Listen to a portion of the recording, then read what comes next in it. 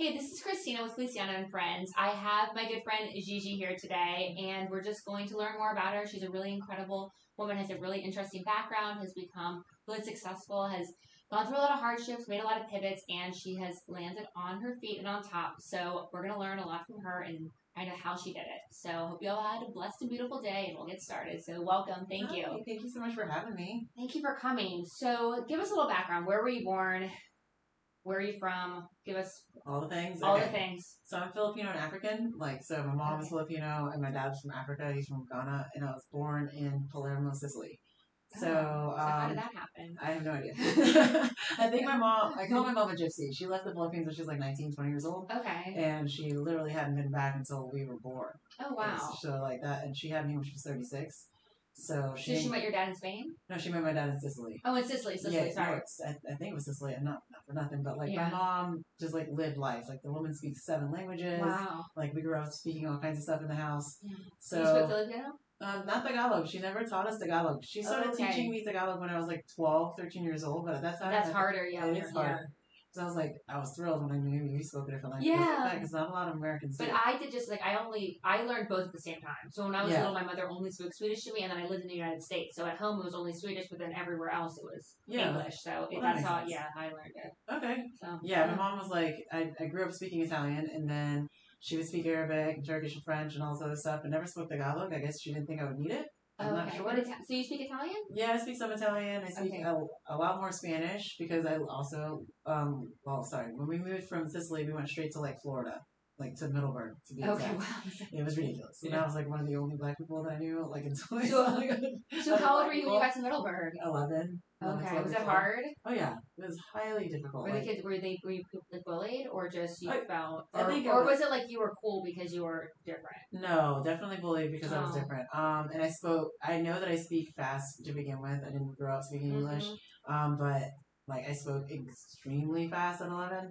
So I was in speech classes and all this other stuff just so that I could learn more English.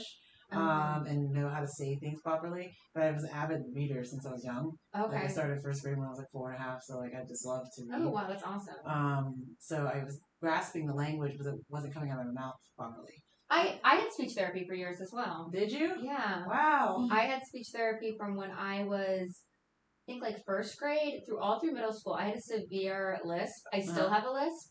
But I guess when I learned to speak, my brain learned incorrectly. Where they call it a tongue thrust. So if you look at videos of me when I was little, I speak with my tongue out, I have the tongue. Oh wow. That's how I am the whole time. So the state of Maryland paid for me to do speech therapy. They would pull me out of class, and I would go to speech therapy. And then it was funny. I get pulled up for speech therapy, but then I'd also get pulled up for GT, which is gifted and talented, and it was kind of different groups. Same. Yeah, so I would get pulled out once a week for both classes: speech therapy, gifted and talented.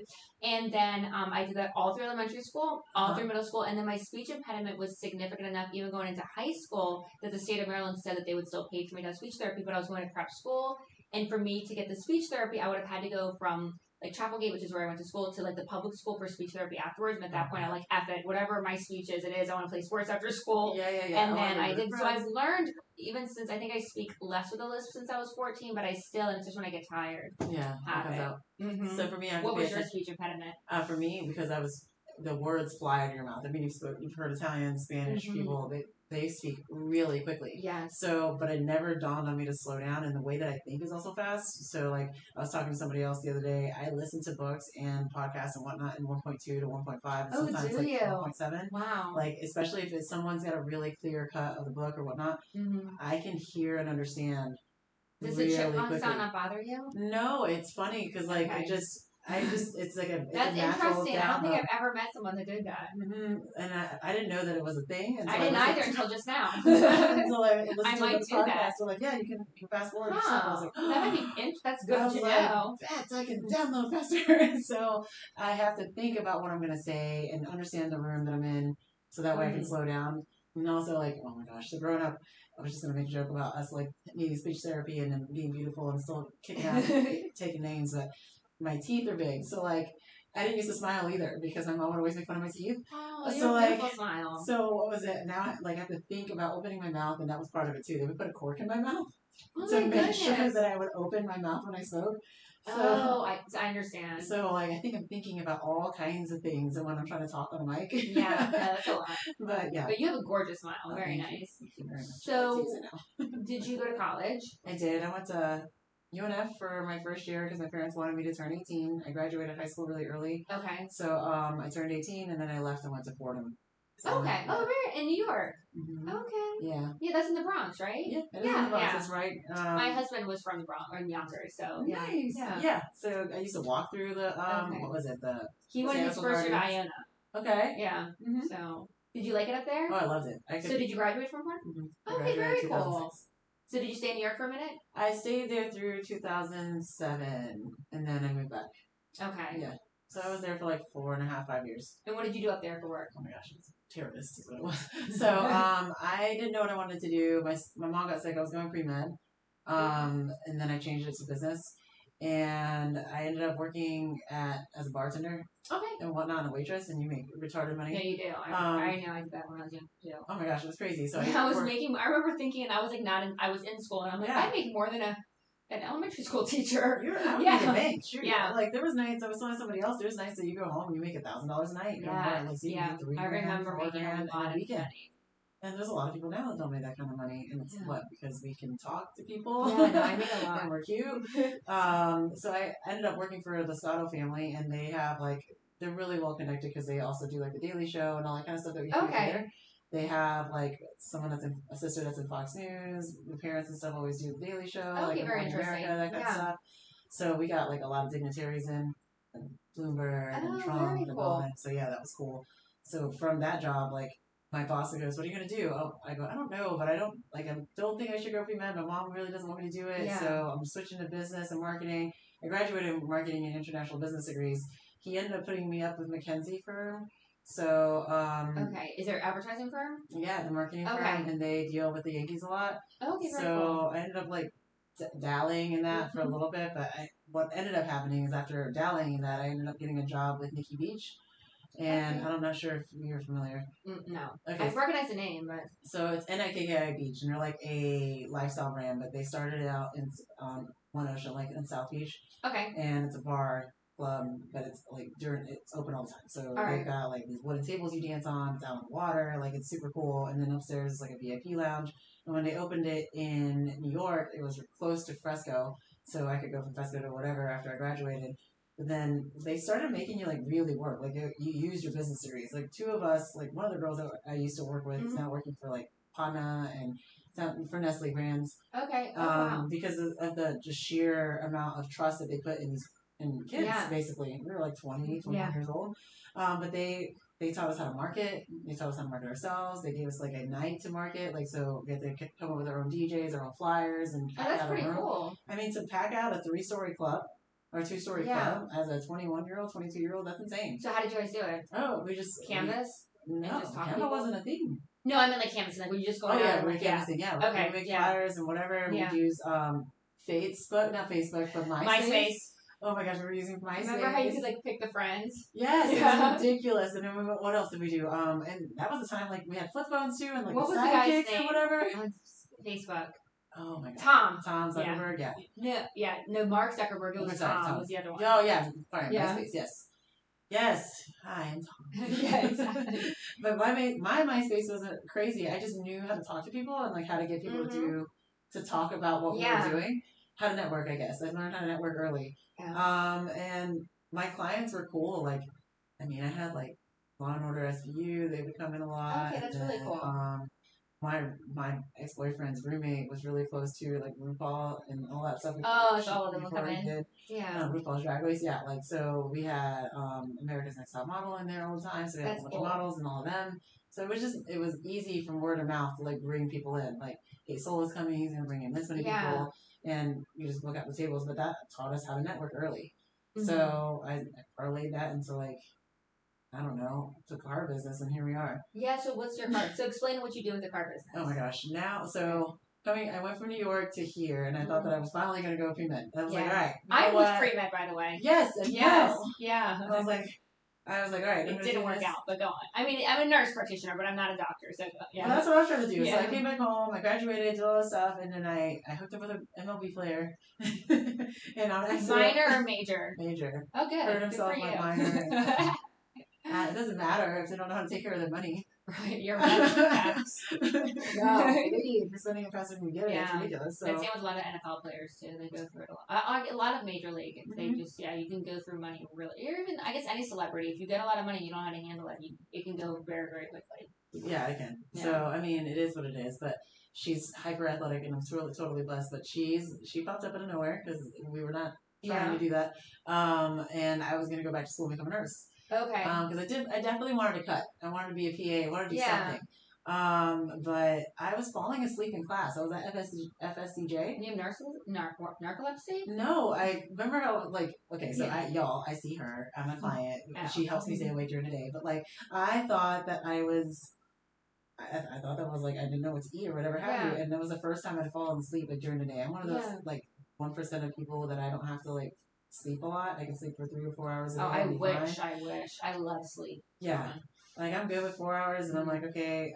I'll hit a crash point, but as long as I can nap for 10 minutes, and I can keep going. I wish I was that way. But I knew there was something wrong because I was legit falling asleep in class, drooling the whole thing. Oh my goodness. So I ended up taking a pregnancy test, and lo and behold, I was pregnant. I was like, "Are you kidding me right now? Are you serious? I wanted to do this?" Yeah. How old were you? I was 24. Okay. So fast forward. That's a good age. I was 25. That's a good age. Yeah, it is. You're young enough so you can still play around and do all the things, but whatnot. But I don't know. I feel like I'm now living bits and pieces that people are waiting to live. I don't know.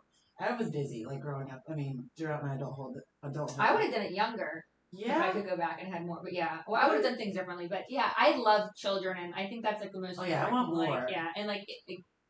And Izzy with the baby, she has it young, and I'm all team. Yeah, I'm team family and team having babies young. I'm definitely conservative in that way. Well, I think that there's so much to be said about being able to live your life when you can afford it.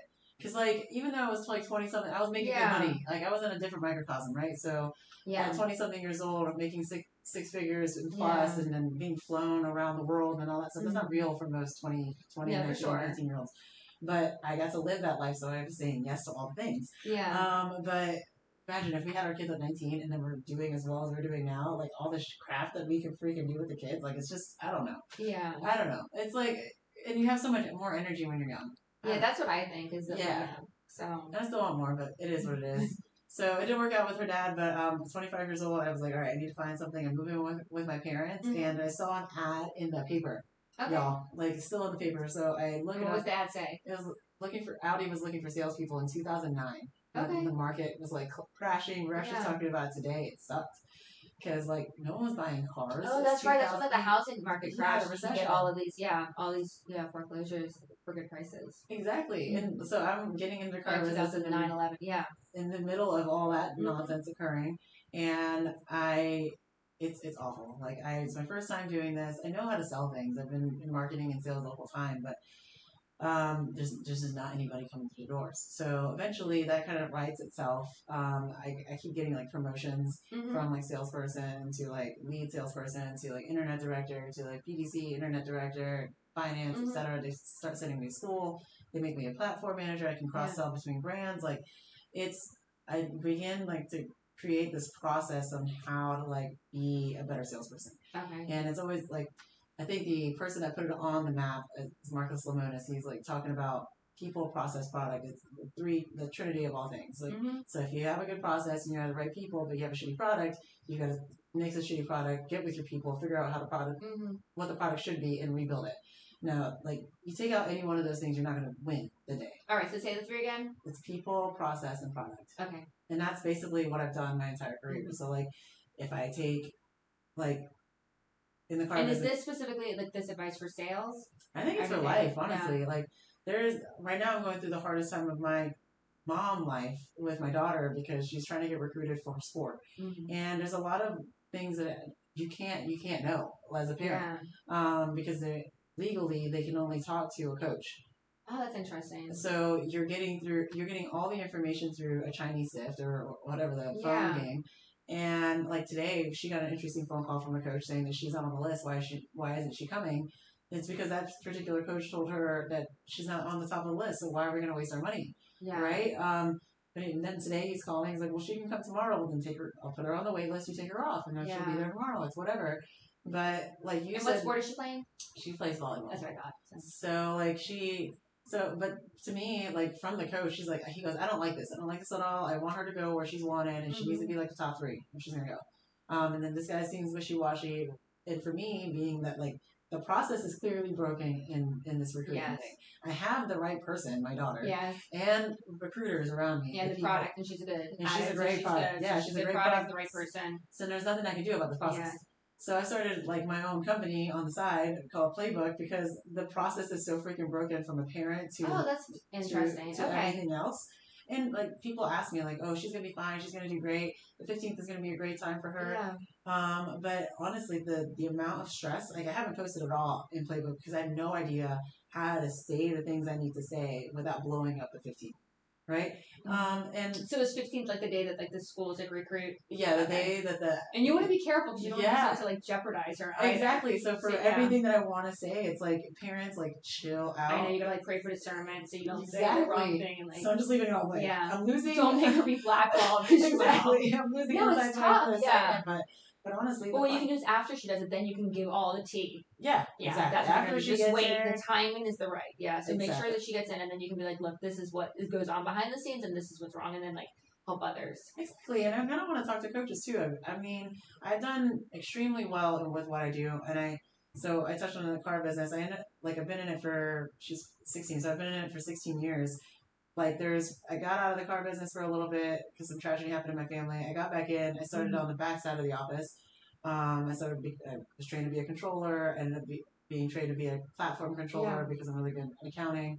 And I don't know, just business stuff in general. I love to learn business, so it comes to me easily. And then after that, like someone found out that I was upstairs becoming a platform controller. He's like, no, you need to come downstairs and do fleet. And once I found fleet, I was like, it covers all the bases. It's extremely difficult. It's definitely people, process, product. Okay. Like everything that I love doing. There was no process where I was working.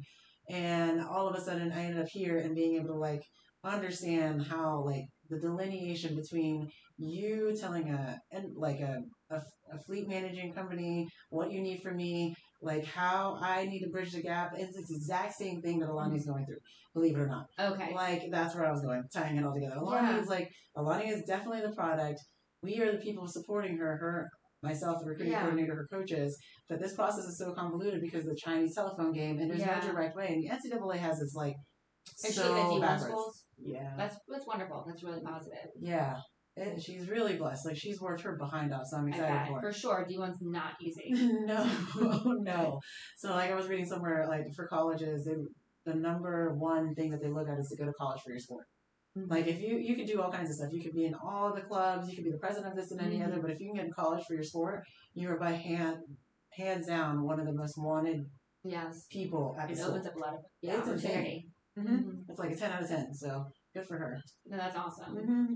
So you do podcasts as well. I do.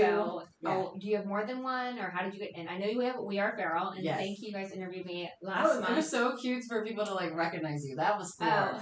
I was floored by it. I was like, she recognized you from the episode. Like, that's cute. It feels good. Like that sometimes like in town people like recognize you from things, and it's like or like I'll be at restaurants and people. What this kind? I'm like, I am. That's awesome. Yeah, that is cool. So tell us about how you got into We Are Feral. Okay, so tragic but awesome, right? I was with my ex for a while, and we were building a house. So we ended up building this house. Well, all kinds of things were going crazy, but like we ended up building this house together. And while things were kind of falling apart, we decided to try to stick together. Mm-hmm. If that makes sense. Yeah. A lot of people do it, right? Yeah, for sure. But I don't think either one of us had the right tools to make things work. Mm-hmm. So like 3 months into living in the house, he kind of bailed. Oh. So, were you guys married? Yeah. Okay. Definitely married. Still married, but. Listen, I was like, I was trying to figure out my life, and I didn't want to like just bounce and go back into fleet. it takes up a lot of your time, especially when you do it at the level that I like doing it at. It does take a minute of adjustment, and I wanted to be present for Alani for the first time ever. Sure, yeah. I've been a single mom for the better half of her life to a degree. I was married for a long time, but he was in the car business too, so like day to day. You guys, yeah. Yeah, it was a lot of mommy. And that's fine. I mean, there's a lot of homes like that. I don't consider, for sure. like, I'm not taking away the fact that he was a good dad, like, while he was present, but just a lot of times where it was just us. Yeah. So, until whatever. But what I remember happening was, like, there was a huge disconnect in communication and expectations and whatnot. So, once he left, I hid. Okay. For, like, a good, I don't know, maybe 8 to 9 months. Because how do you explain that to people? Like, honestly, like, how do you tell you just got married in May? Yeah, you built a house in December. He's gone in March, April, like moving out his thing, like not coming home. Like it was tough. So I hid for a while, and then I prayed on it and all this stuff. And someone, the Spirit, I say Holy Spirit, like Spirit showed up in my house and was like, "Listen, you need to talk about this." So I wrangled my best friend into doing this, and I was like, "Listen, you're going through shit too.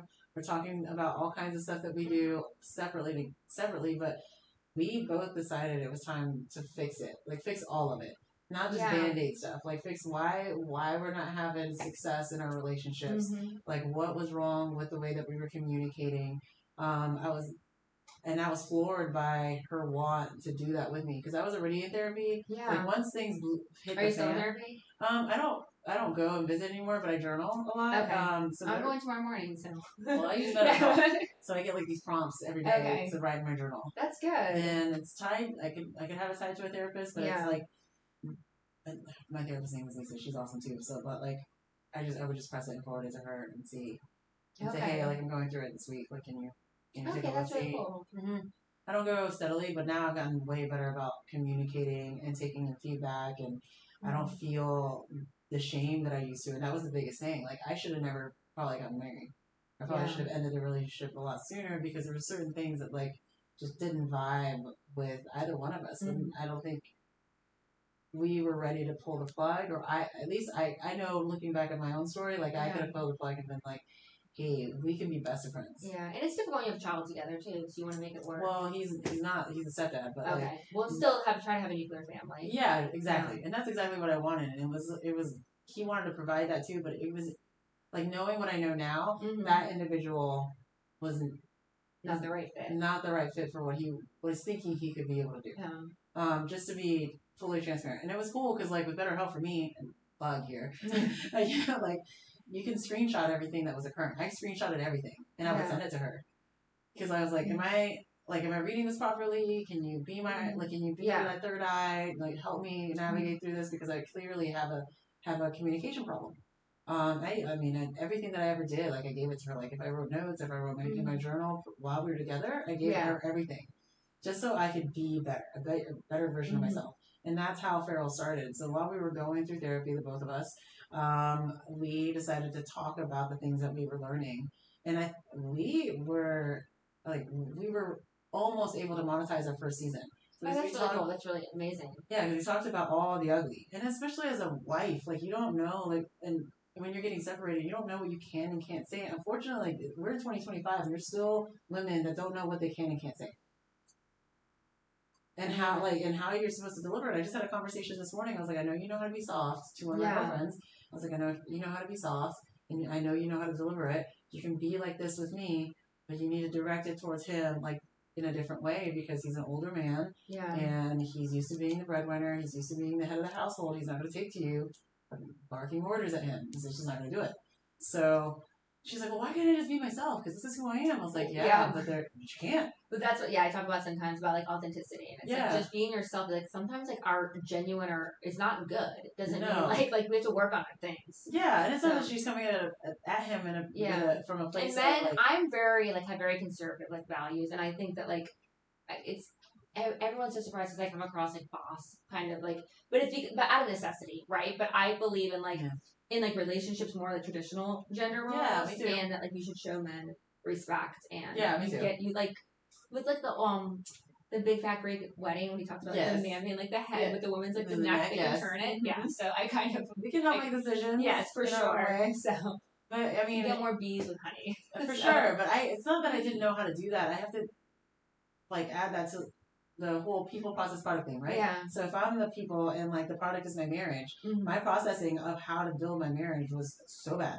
because at the time I was out earning most men like in the country, and that's difficult right? too. So like in a relationship, especially if you're the breadwinner. Well, exactly. And he was no slouch, and he was used to making good income. But at the time when he met me, like he even said, he's like, I don't understand why you have so much help. I had two nannies, one to drive, one to actually take care of her, because the other one didn't want to drive her everywhere to Timbuktu and back. And then I had two executive assistants, one in my home and one at work. And I was flipping houses. I had a mattress store. I had all this stuff. So I had all these like different streams of income coming in. Yeah. And he's like, I don't understand why you need that much help until he saw me working my day job. My day job was so crazy, like, and so busy that he's like, okay, if you can't make life work if you don't have this many people, like I had staff, yes, right, and he wanted to get to a point where he was being the man in the relationship, and it took a minute because what he was hunting for was a C-suite role, right? So to get to that level, you have to find openings, you have to know people, and so on and so forth. But when I decided to stop working there, because he was like, listen, I got the job, I'm going to do that, you can quit, I'll handle the house.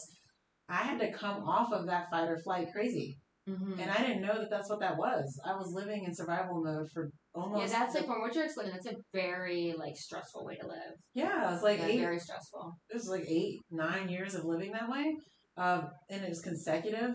So I didn't know how to be the lady in the house. Like, and I was trying. Like, I was literally trying. If you were living inside my brain and my sacrum, you saw little people in there. Like, okay, like chill out, calm down. Yeah, it's gonna be okay. The cup is fine. Doesn't need to be just like this. But because I was running such a tight ship at all times, like I didn't know how to let go of the reins all at once. I don't think anybody does. I also think it depends on the type of man that you're with too. Yeah. So I think it takes like a very, like for myself, because I'm like feminine, but I'm very, like, it takes a very, like, masculine man for me to, like, fall back or to feel safe. And that's exactly what I didn't see, right? Like, I didn't see that was not what I was falling into, but that's what he was trying to be. However, inherently, it wasn't the human that he is. It wasn't the right, So, and all of us can change over time if we want to. Sure, yeah, we all, if you evolve or not, Like, I think that you have to decide to change, and I think the reason why I started We Are Feral is so that I could hold myself accountable to that change. So season 4 started with this January 1, and we decided to come up with words for ourselves. So Susan's word is shameless, and my word is fearless. Okay. And it's so funny. That's really cool. Exactly. Because she used to think that my being fearless was reckless, when it was just me wanting to live life to the absolute fullest. Because today is a gift. No, 100%. It's funny because MJ did the first one, and we talked about overcoming fear. Really? Yeah, it's been like a theme this year. Yeah, I mean, and then even the tattoo I have is like, God does not give us a spirit of fear, but of power, love, and a sound mind. So yeah, it's been all about like me trying to be fearless this year. So I love that. There you go. So we're all doing new things. So how are you fearless? Oh, right now I'm like I said. Or how do you overcome? Like, what do you do? I mean, you are fearless. I agree, but how does that come about? How do you feel like you have to overcome it, or are you naturally fearless?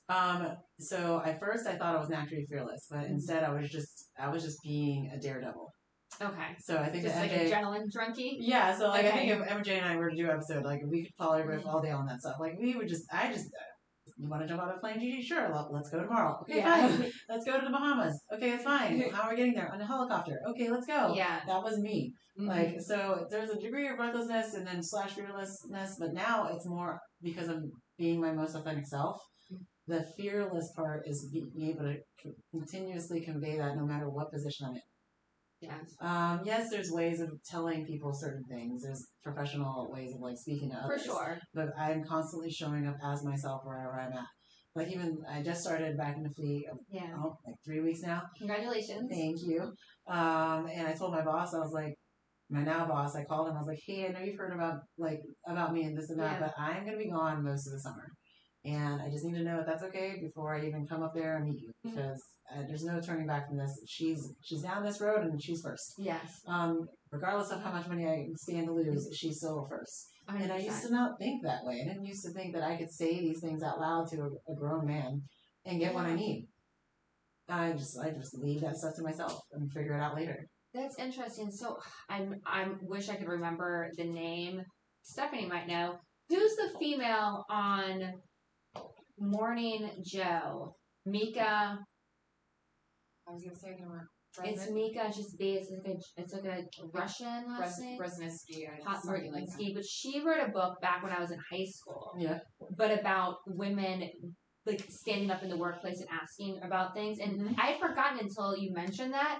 But that really resonated with me at 18, and I think for kind of in the back of my mind has helped me throughout the last like 25 years. Really? But about speaking out, yeah, I forgot. Like until you just said that, I was like, I've been able to speak out how, and I'm like, oh, this woman wrote this book. Yeah, at the end, I'll try to figure out what it is. I don't remember, but it has to do with basically like not being afraid to speak out loud and ask for things that you want. Mm-hmm.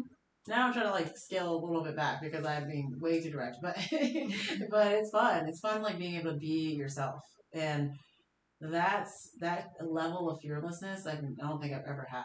Like just talking about the fact that I with someone just recently, the fact that I felt shame and that was why I couldn't get out of that relationship faster. And I thought that I had to go through with the wedding and this and that and the other.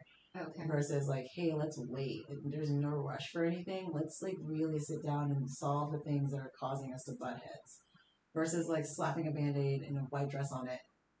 And, and just thinking in the future it's gonna figure itself out. That's another thing I've been about this year, more trying to be more self-aware about hard conversations. And for the longest time, like I would just try to avoid hard conversations with like family or friends. And I have noticed that trying to avoid them is just it doesn't help. And then recently, especially like personal, some family like things have happened. Like it's pretty public. Like I've had some discourse with my kids' father side of the family, but there's been like a lot of just really positive things happening on that front, and it's just like facing hard conversations. Yeah. And for the longest time, like we didn't want to have them, and now we're starting to have them. It's really beautiful. Like if you can have those hard conversations, and like I gotta go, and like it gets emotional, you cry, and it's like there's a lot of hurt on like both sides, and you just recognize that, and then like often too, especially in like family relationships or friendships, like if there's a greater good with the friendship is like I want this repaired, then it's like you can it's really beautiful because at the end like you can kind of recognize and then just move forward, and then it's like an even stronger relationship. Of course, yeah, you would hope. Yeah, I'm having hard relationships myself, but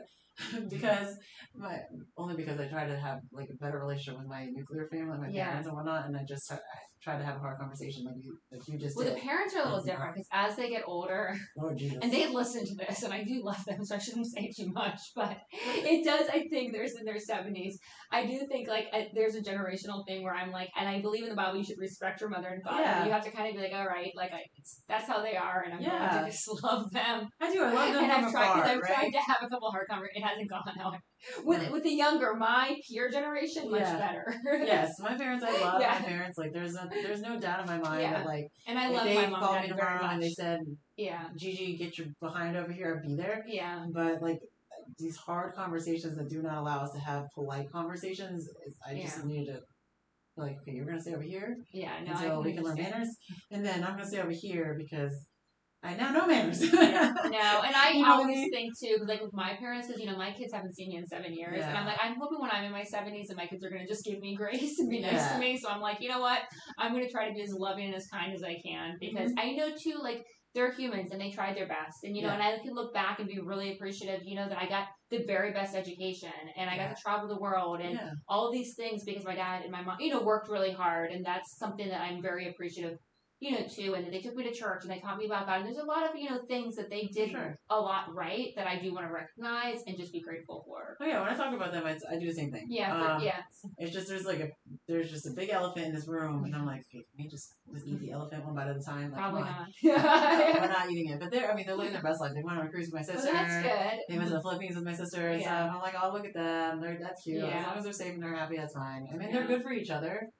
You know what I mean? Yeah. Are they still together? Okay, same with mine. Yeah, it's same. Like, look at that, right? It's okay. They can just do their thing. Yeah. Mm-hmm. So, I wish it was better, but it is what it is, right? So, and things can change. Mm-hmm. And then, your daughter, is she staying local or is she going to leave out of state? If she has the opportunity, she's getting the heck out of here. Is she? What state would she want to be in? I have no idea. Okay. She just knows she wants to go. So. She doesn't care where it is. She just wants to go and experience the things. Like, all the schools that she's looking at, she's like, oh, it's so pretty. Oh, that's cool. Yeah, like, she's obsessed with architecture and being outside and that kind of stuff. Green space. She needs space. So I don't know that she'll end up in a city, but if she does, she does. Yeah. And I told her, I was like, listen, it's not forever. You are so lucky to be in your position. No, it is. It's a huge blessing. Yeah. So like mommy went to 2 different schools. Yeah. You know what I mean? It's fine. And a lot of people do that, so don't worry about it. Just be the best you when you get there, and then you'll figure everything else will be fine. And she's praying every day. She prays. Like, we grew up in church too, so it's like, I don't know. I couldn't have asked for a better kid. Oh, that's a blessing. I don't know. I know we had part in it and stuff. Yeah, right. She's cool. Yeah, that's awesome. So, what is your 5-year plan? And what are you manifesting right now? 5-year plan. Well, put it out there. I want for Farrell to be like a syndicated show. Okay, so that's gonna happen. Yeah, that's what I'm seeing for it. I think that once we work out these structural kinks that we have, and it's just because we're new to it, right? I think that that's gonna be legit. I would like to have a sportswear line for tall people. My daughter is shaped funny. She's at 34-inch inseam and no torso. Okay. So, and they don't make, it stops at 32 for most women, for tall. Okay. I have really short legs. I don't know. So, but I have to get them shorter. Exactly. Yeah. So I want to do big and just legs, just dealing with legs, and then cool stuff too. Because she's like, I don't want Bermuda shorts. I want regular shorts and that kind of stuff. So we already have designs and all that. Okay. But I stopped. I stopped creating because I didn't go to work. Yeah. That kind of stuff. So that's part of the plan. I'd like to be with somebody that is hyper supportive, it's very goal driven. And have more kids. I do want more kids. How old are you? I'm 41. Okay, it's all happening. You want to get married too? I think that I don't know, the whole kid thing is a new thing, right? I didn't think I wanted more kids, and then I started dating. I'm like, okay, well, guess people want kids with me, so I need to come to terms with the fact that I might have more kids. So I'm just gonna put it out there. I want more kids, and a lot of them do want to get married too. So I don't know if it's me that they want to marry or they're just saying it, but I guess marriage is a thing. I don't know if I want to be married again. I'd be okay if I didn't. I want to be married again. I just think that you're going to be who you are. And I want you to be who you are. At all times. But don't you think that the vows are important in marriage? The vows are important. I just watched, I've been through. I understand. You know what I mean? Yeah. It's not, he had amazing vows. They were great. They were beautiful vows. I was so blessed to even hear them. And for it to blow up the way it did, it kind of, it gives me less, the covenant is real. But it gives me less hope that people understand the covenant. No, I understand. Yeah, I understand your perspective. I have 3 kids by one man, and then I married one man, and then he died. So I have a little bit different, but I would I don't know if it's ever gonna happen, but I would love to get married again. That's definitely on my But that's the person I'm hunting. That's the person I'm attracted to myself, anyways. The person that believes in the covenant. Yeah, and then you have because I think that's really special. So if that man finds me, when that man finds me, then I'll be married. It looks like I'll be married. And do you think you want to stay here in Jacksonville? Do you see that? I think I want to be by water, definitely. So if it stays here, I mean, I always do well here. I tell people that all the time. I love my hometown. Yeah, I think I'm going to stay here. Yeah, I love it here. I like a footprint here, but if we have other homes elsewhere, I wouldn't mind that either. Oh, I definitely want a house in the country too. Yes, house in the country, mountains. I want to ski some more. I love skiing, so that'd be good. Yeah, I like it here. All my kids were born here. Mm-hmm. And it's chill here. Just and I've been here for on and off, not mainly on, but for 17 years. Exactly, so it feels like home. So I left for 5 years, left again for a couple of years, came back. I don't know. It's all so no, I think I'm gonna stay here. I could see myself dying here in a long time, hopefully. But in the next 5 years, I think those 3 things are pretty big. I mean, I think Fleet will take care of itself. I would love to be number 1 in Fleet again. In the country, I was top 5 in the country for a long time. So what I say, so you're gonna let's go. Have your daughter's going to go to D1 school, do fabulous. Mm-hmm. You're going to meet someone. You're going to get married. You're going to have an active wear line for tall ladies, and the We Are Feral is going to become syndicated, and then possibly the Fleet thing. Yes, possibly just a little day job, employ other people. It's fine. Because my daughter loves it. She's been watching me do it for years. She loves it. Cool. So I was like, if you want to get into, she's currently taking logistics. So I was like, you get into logistics and do all this kinds of stuff, you can get into the back end and work for a manufacturer and you'll make bank. Oh, that's interesting. I don't know, and this is all new to me. I don't know too much about this. So we're about to wrap up. What is the one advice that you have for your younger self before we go? Oh my gosh. Or young women or your younger self. What's something? Young women and my younger self. Can always take the risks. And don't chase a man for anything. Don't chase a relationship. And I think the girls are doing that anyway, but always take the risk. You think you don't have enough money to go to real estate school, pray on it and it'll find you. The more that you work towards something, it'll find you. Yeah. Just take the risk. I think that I've lived more life at 41 than most 41-year-olds because I was always saying yes. being fearless. Yes, being fearless. Mm-hmm. Well, thank you so much for coming on today, and I wanted you to come on again soon. Yes. We'll talk more, and I really appreciate it. You're a blessing in my life, and thank you, Gigi. Thank you. All right, thanks for watching.